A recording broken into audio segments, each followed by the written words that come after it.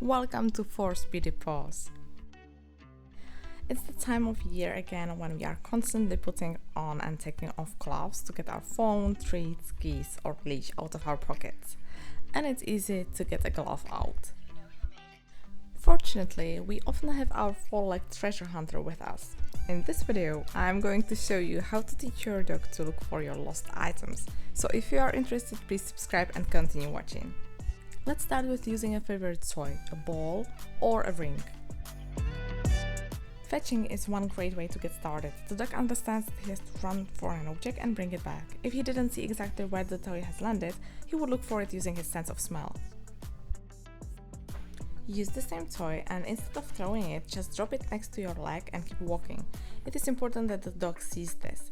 Take a few steps and give the fetch command. I use the lost command for this purpose. Repeat several times. Drop it, walk away, say the command and let your dog to find it. To ensure that your dog will be willing to bring it to you, always play a nice game of tug as a reward. As it is a training of a new skill, be patient and repeat.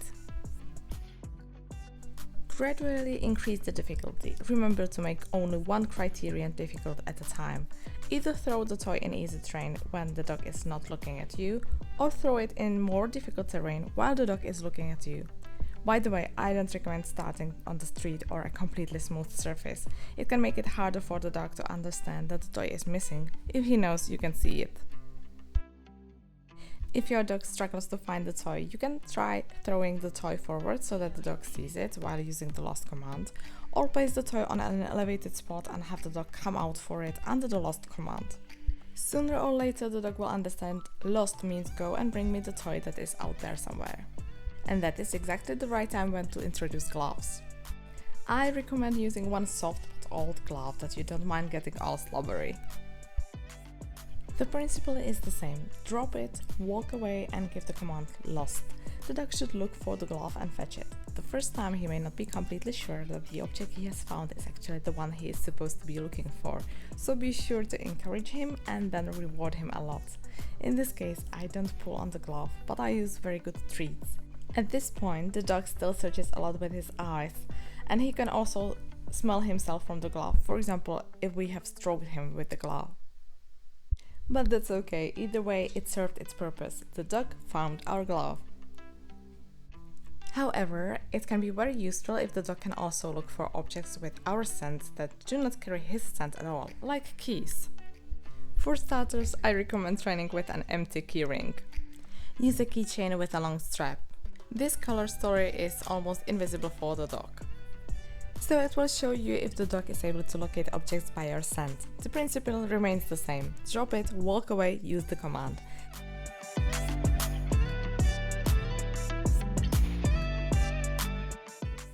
The dog may find this exercise quite challenging, so don't forget to encourage him.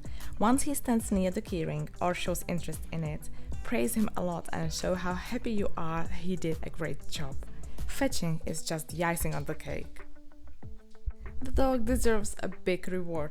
After all, he just found your keys. Some dogs may find it strange at first to take certain objects into their mouth. Well, practice makes perfect in this case.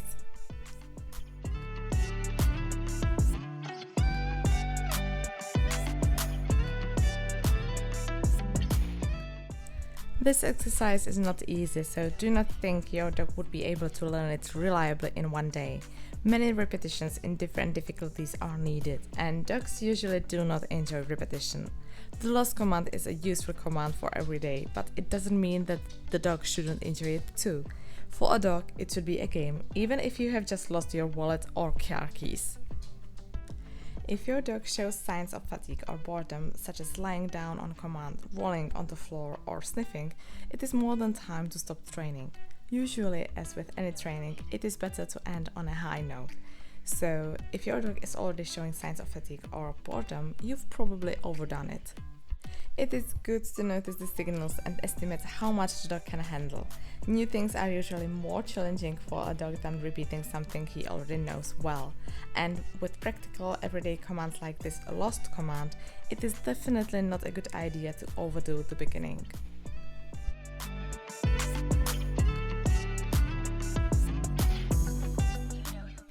Personally, however, I believe that it is my decision to end the training, not the dog's. So, after seeing signs of fatigue or boredom, I still do one simple repetition where the dog has a chance to succeed despite its current condition. He gets a reward and the training ends.